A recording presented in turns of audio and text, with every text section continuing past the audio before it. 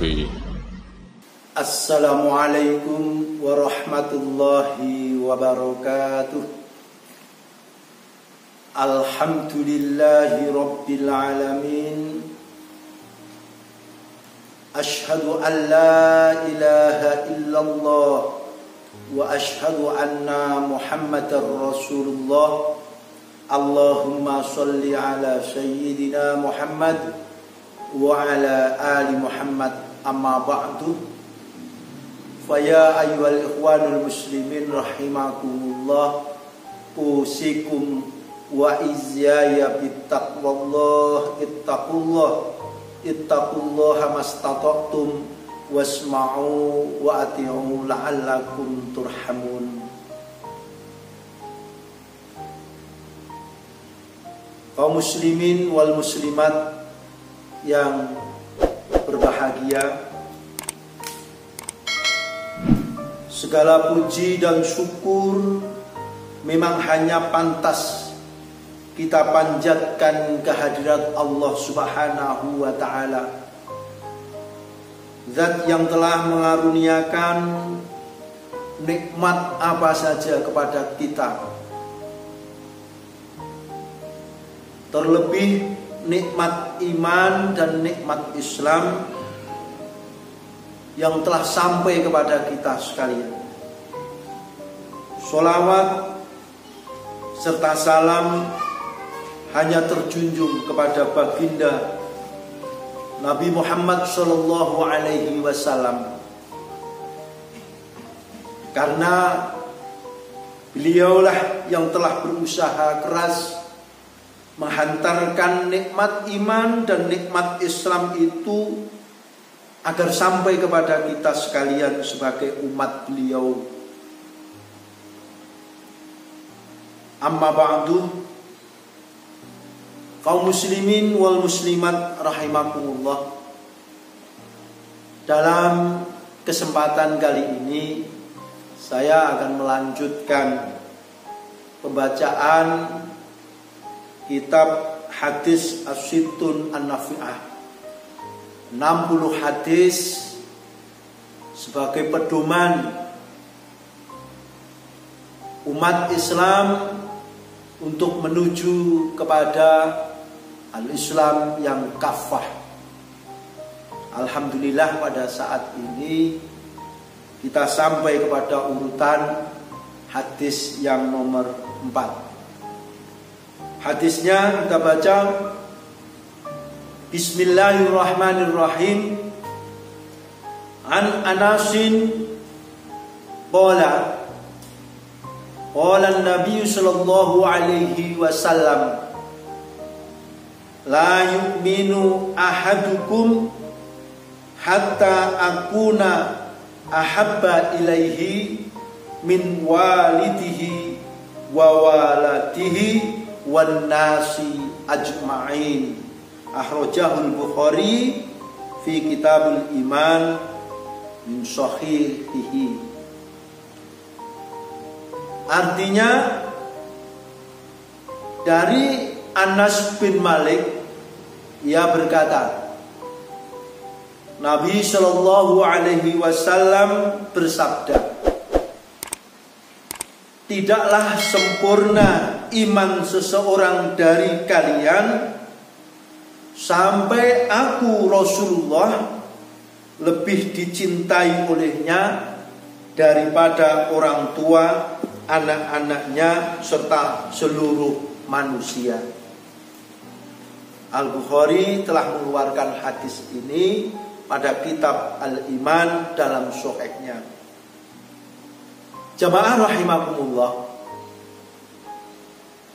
maksud hadis ini Rasulullah jelaskan kepada kita bahwasanya tidak akan sempurna iman seseorang sampai dia ini lebih mencintai Rasulullah daripada mencintai bapaknya, anaknya, dan manusia seluruhnya. Jadi penekanannya di sini adalah kita ini diharapkan untuk mencintai Allah, mencintai Rasulullah ini dilebihkan daripada mencintai yang lain, sebagaimana keterangan-keterangan hadis di atas pada hadis yang sebelumnya.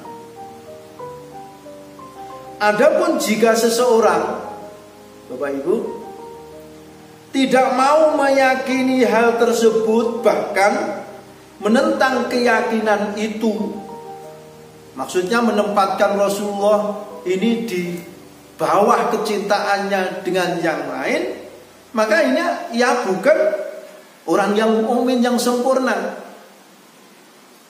yang telah disebutkan pada keterangan-keterangan di atas, yakni surat At-Taubah ayat 24, bahwa orang yang lebih mencintai selain Allah dan Rasulnya serta jihad di jalannya Allah ini bahkan akan mendapatkan ancaman azab dari Allah. Terus yang kedua,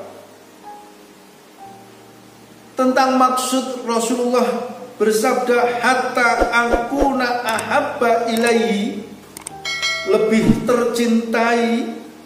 Ini Al-Ghazali mengatakan bahwasanya termasuk dari mencintai Rasulullah, menjalankan sunnahnya, menyebarkan syariatnya, serta mengorbankan harta dan jiwanya, ini harus dijalankan.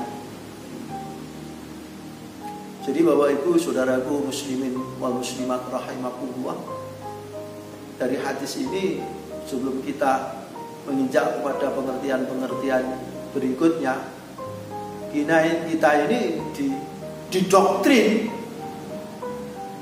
dalam kehidupan orang yang beriman harus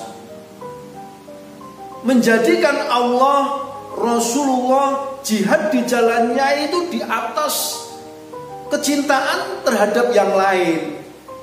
Jadi kalau dalam surat At-Taubah ayat 24, saudaraku, Allah nyatakan kul in kana aba'ukum au abna'ukum wa abna'ukum wa ikhwanukum wa azwajukum wa ashiratukum wa amwalun iqtaraftumuha wa tijaratun tahsawna kasadaha wa masakinu tardawnaha ahabba ilaikum minallah wa rasulihi wa jihadin fi sabilihi fatarabbasu hatta ya'tiyallahu bi amrih. Katakanlah Muhammad, jika 8 perkara ini kecintaannya itu melebihi dari 3 perkara, cinta kepada bapaknya, cinta kepada anak-anaknya, dalam tanda petik anak buahnya, saudara-saudaranya, istrinya, keluarga besarnya, harta yang dikumpulkannya, dagangan yang takut akan kebangkrutannya, dan juga tempat tinggalnya yang dia ini senangi. 8 perkara itu mengalahkan dari 3 perkara, yakni cinta kepada Allah, cinta kepada Rasulullah, dan cinta kepada jihad di jalan Allah. Ini diancam oleh Allah akan perkaranya Allah, dari yakni azabnya Allah. Jadi ini penekanan kepada doktrin orang-orang yang beriman. Yang selanjutnya, faedah hadis, pengertian yang kita ambil dari hadis tersebut. Yang pertama, hadis ini semakna dengan matan hadis yang ketiga di atas yang kemarin sudah kita baca, yang berbunyi ayyakunallaha wa rasuluhu ahabba ilaihi mimma siwahuma. Ini yakni sebagaimana keterangan di atas, harus ditekankan, harus dikuatkan bahwasanya Allah, Rasulullah, dan jihad di jalan Allah ini prioritas dalam kehidupan orang-orang yang beriman. Yang kedua, An-Nawawi mengatakan bahwa lebih mencintai Allah dan Rasulullah daripada selainnya itu wajib. Saudaraku, kalau sahabat-sahabat dulu untuk taat kepada Allah, taat kepada Rasulullah, mencintai Rasulullah itu no reserve. Artinya tanpa peduli, tanpa disaring. Sehingga apapun yang dijalankan oleh Rasulullah ini diikuti. Meskipun akal ini seakan-akan belum menerima. Ini satu kisah, saudaraku, pernah terjadi. Ini rombongan para sahabat yang dari Madinah menuju ke Mekah. Ini pada zaman tabi'in. Ini para sahabat ini dihasung oleh amirnya. Ini harus mampir kepada satu tempat yang di situ waktu dulu Rasulullah ini selalu mampir di situ dan berak di situ. Semua belok. Ada kecuali beberapa sahabat ini yang dia ini beralasan, perut saya nggak sakit kan. Sampai dikatakan oleh amirnya, oleh pemimpinnya, ini perut kamu ini bohong, perut kamu ini dusta.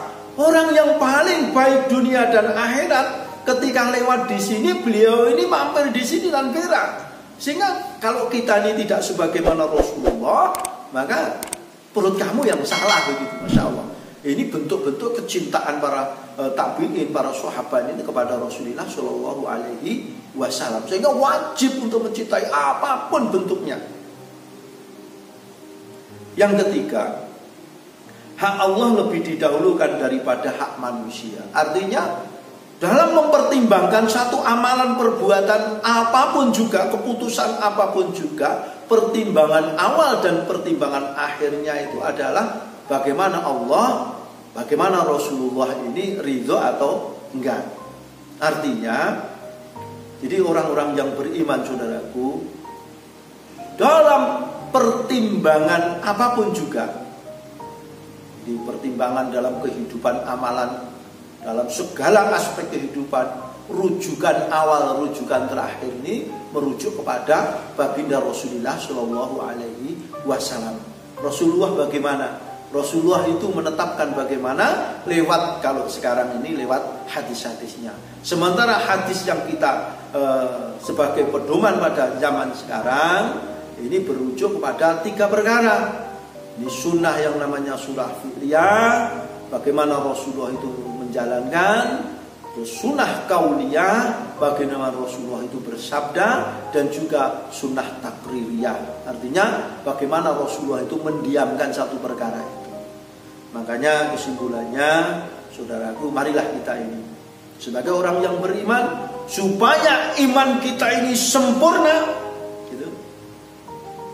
Marilah kita berusaha merujukkan satu perkara apapun yang kita jalankan lewat pertimbangan Allah dan Rasulnya. Mudah-mudahan apa yang kita sampaikan untuk dapat menguatkan keimanan kita, sehingga kita ini bisa mengamalkan sesuai dengan kemampuan kita. Demikian, banyak kesalahan mohon dimaafkan. Aqulu ila qauli hadza astaghfirullahu li wa lakum. Alhamdulillahirabbil alamin. Assalamualaikum warahmatullahi wabarakatuh.